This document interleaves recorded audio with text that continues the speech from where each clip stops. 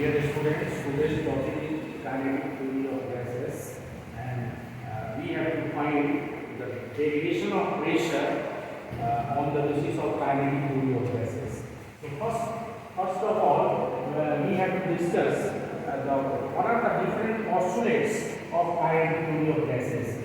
So there are some postulates we have written in the blackboard. So the first one is if any gas molecule which is confined in a cylinder or container which is identical in shape and very small in size. Second is they are assumed to be hard sphere. It has the motion between the gas molecule is random motion. So there is no defined direction of the gas molecule inside the container. It is completely random. The motion of gas, the molecule of gas molecules is perfectly elastic.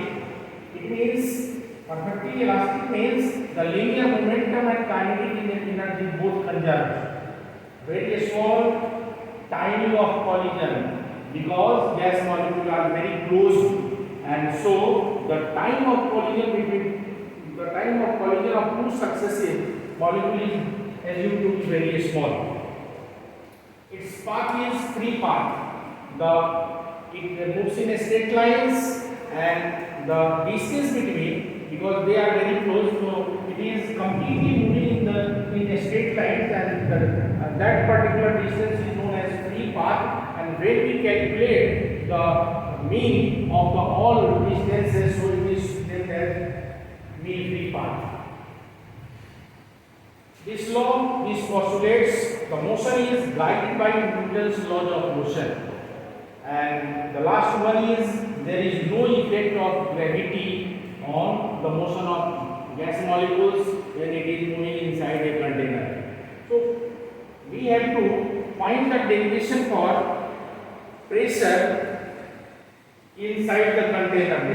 This one is a container which is tube in shape. So its length, breadth and height both is assumed to be L. We have assumed a particular gas molecule inside the container. That one is its velocity is given by deceleration v1 square. This here is the particle p, and in this direction its velocity is v1. So in all three directions it is related with deceleration, and this is v1 x square plus v1 y square plus v1 z square. So v1 x is the velocity of that first particle inside the container which is moving in x direction.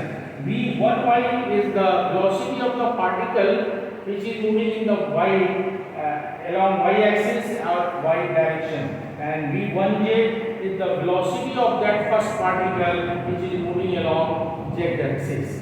So first of all we have to calculate if a particle is moving from one end to another end and return back the same. So we have to calculate the time. Our basic formula is the speed is equal to distance by time. From this formula we can calculate time, and this is distance by speed. So distance is 2L. Forward motion it is L, and it return back. So this is 2L, and this velocity is v1x. We are considering for the first molecule inside the container, so this is v1x. So this is the time of the molecule which covers from one end to another end. This one is time. So with the help of this relation we will find the force. As from Newton's second law of motion, we have formula for force. The rate of change in momentum is defined as force. So we have time. So from that relation F is equal to, first of all we have to calculate the change in momentum. So momentum must be calculated through mass into velocity for positive x direction, and if it returns back with the same velocity, its velocity to be assumed at minus with negative sign. So its total momentum is equal to 2 mass and It is the product of velocity. So with help of this, we will find the force on the first molecule, and that one is force. And finally, because we have to calculate the pressure, expression for pressure, so pressure is equal to force per unit area. So finally, first of all, we have to calculate time, then force, then pressure, and then average pressure. Average pressure is equal to Px plus Py plus Pz by 3, and finally we have to add P1 plus Py plus Pz divided by 3 and calculate. Putting the value of Px, Py and Pz, we will get the result with the help of this relation. For first particle, for second particle, for n particle, we will get pressure is equal to 1 by 3 rho V RMS square. So this is the final expression for pressure, where rho is equal to density per unit volume.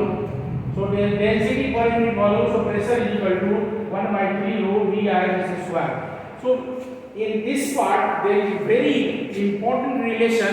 What is the relation? What is the correlation between the pressure with kinetic energy, with temperature? So for this, we have to, with the help of this relation, we have to calculate pressure is equal to kinetic energy 1 by n, 1 by 2n V RMS square is directly proportional to RT. With calculation, very simple calculation is there for calculating this result. So is equal to RT, and so this is finally equal to,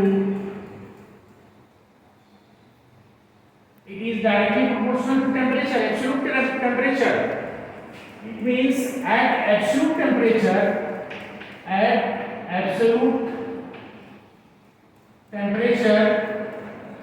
half n V RMS square is equal to 0, because R is constant and T is 0, so this one is 0.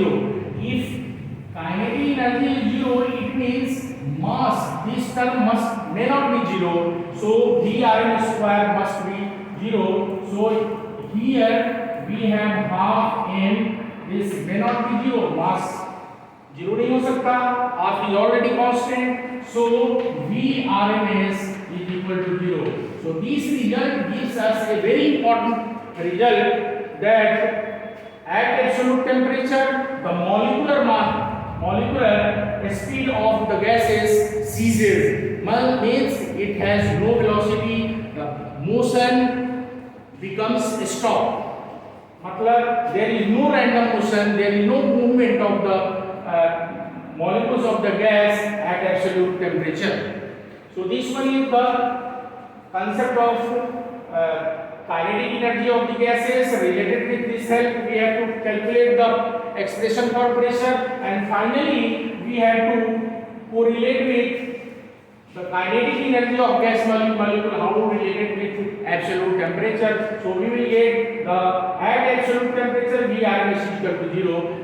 The conclusion is that at this absolute temperature, the molecular motion of the gas molecule ceases, its molecular motion stops.